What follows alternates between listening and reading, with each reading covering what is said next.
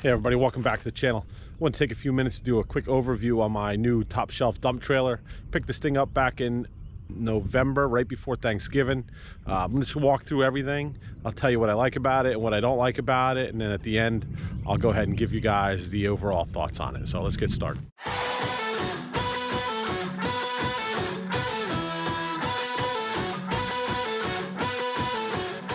This is a 16,000 pound 7 by 16 by 4 foot dump trailer. It's got the 2 rams, and I got it with the 7 gauge floor, so there's a couple upgrades, so we'll walk through them as well. Things I like, some things I don't like.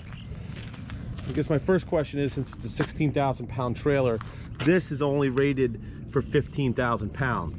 I'm not sure what the DOT would say about that, but that seems a little skeptical. Something I absolutely hate about this trailer is this jack. For dropping the leg, the pin for it is right there, which makes it virtually impossible to operate while it's hooked to the truck because you can't get in front of it. If I had one piece of advice for top shelf trailers, or if anybody was ordering their trailer, I would make sure I got this jack with a side pin, a side mount pin. It would be 10 times easier to manage it with that. Overall, super heavy duty, super heavy duty. The box is okay. You know, looking at a lot of the other dump trailers, their boxes are significantly more heavy duty, but this gets the job done. It's got a built-in charger. That light right there lets you know that the battery's charging when it's hooked to the truck. Comes with a, I think that's a no-name brand battery, a Continental. It's not hooked in here at all, so it bounces around. I gotta get something to fix that.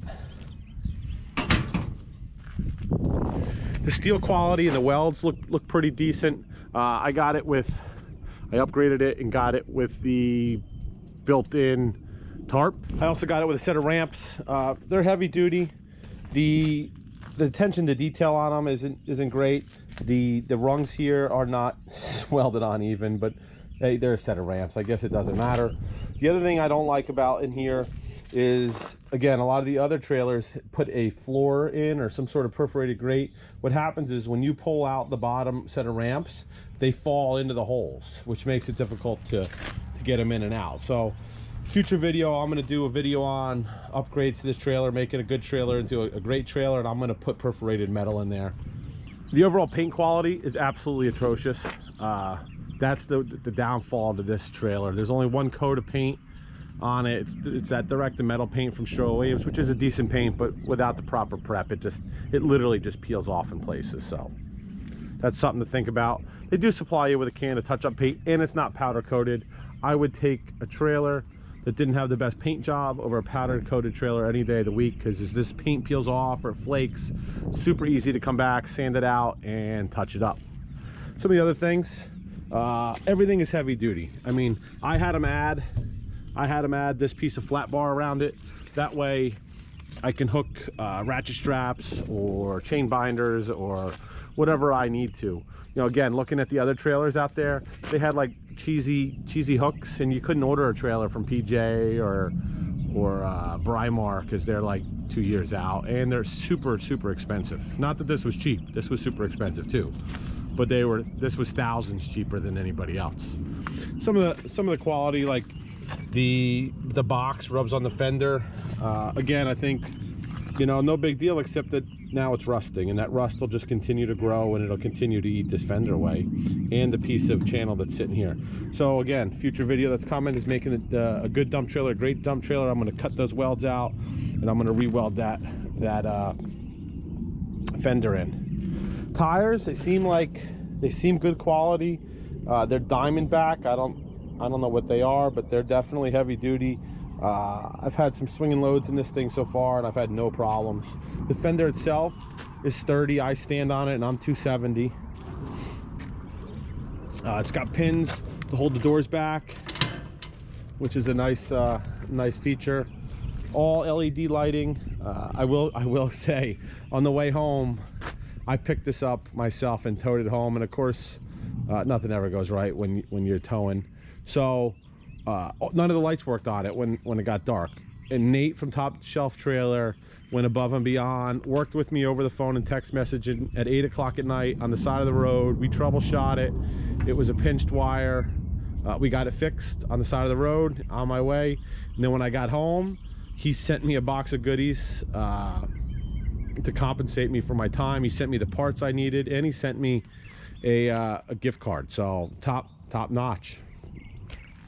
All Zerk fittings on the hinges, they all came greased up and ready to go. The doors are heavy duty. Again, you know, some of the other stuff, this zinc plating will end up rusting. I guess that's just part of it. Each door has a single cam lock style binder on it. Doesn't have one on the top, but that's all right. Again, one piece. I upgraded and got a one-piece 7-gauge steel floor. That way, when I'm dumping concrete or logs or stone in this thing, it doesn't completely destroy it. It comes with four heavy duty D-rings. I picked up a box of another 10 of them on Amazon because I'm going to weld in a bunch of D-rings because I put my Mini X in here. As far as ramps, I've used it a few times to put my Mini X in. It works good. They just hook into this piece of C-channel. I will say the lip on the outside out here on the bottom part of the ramp, you know, when the machine hits it, it picks it up off of that. So I just slide a 2x4 in underneath there and I don't have any problems. Another piece that they missed was they didn't weld the stake pocket in on the back. It looks like they laid it out for a 14-foot trailer. I called down there, I talked to Nate. I'd gotten a price from a mobile welder to come out, and he had a minimum $250 to weld them on. Nate and Top Shelf Trailers, they were not willing to pay $250 to weld 2 stake pockets on. So they mailed them to me. I had to follow up a few times with them to get them to mail them to me. I got the stake pockets. I'll figure out, again, I'll weld them on when we do all the other welding on this trailer. Here's an example of the crappy paint job. I mean, I'm just chipping that paint right off. And this thing, like I said, it was brand new in November, and I'm shooting this video in mid-March. We didn't really use it that much over the winter. We're just getting to it now. 2 individual rams. I opted for that. They will do a telescoping ram in the front. I think it was $600 upcharge, and I suspect they would do a scissor lift in the middle as well. I don't know. I didn't talk to them about that. 2 8,000-pound Lippert axles. Heavy duty, you know. When you look at the weight of this thing probably weighs 5,000 pounds empty. You know, if you got 7,000-pound axles, you would be limiting yourself on what you put in it. So for an extra, I think it was $1,500, maybe $2,000, I went ahead and upgraded to the 8,000-pound axles. You can see everything underneath. Lots of C-channel on the floor. I haven't had any problems with it. Again, you can see the paint. The paint just flakes off. So I think, again, I'm going to make some changes on this trailer, and we'll try to address some of the paint, especially in the rub areas. It has a sealed wiring harness. It runs on the outside of the frame. It's a little cheesy how it goes back to the rear lights and whatnot. A lot of the companies run them inside the frames. I'll tell you, I mean, I kind of prefer it on the outside because if there's any problems, that's easy to get to, and it's easy to troubleshoot, and it's easy to repair, versus being on the inside. I can't imagine anything ever hitting this. Something else to keep in mind, when it's fully dumped, that thing's only about 6 inches, 8 inches off the ground. So if you're delivering material, I think if you have a large load of gravel or mulch and you pull forward, I think you're going to end up dragging a long line of that mulch or material as you pull forward, just because there's not enough. It's not a dump truck. It's not sitting 5 feet off the ground. So keep that in mind. My overall thoughts on the trailer, bang for your buck. I think you can't do any better than this. They built it how I wanted it. It took them about 2 weeks, and that included the holiday of Thanksgiving, which they took the entire week off. They built exactly what I wanted and got it to me for a fair price and in time. I mean, everybody else, you're talking, it was months at PJ Trailers, and they wanted $4,000 more than this one cost. Working with them was easy. A couple problems I have had with it, they were all over it for the most part. you know, I would give Nate a call down there and see what he can't do for you.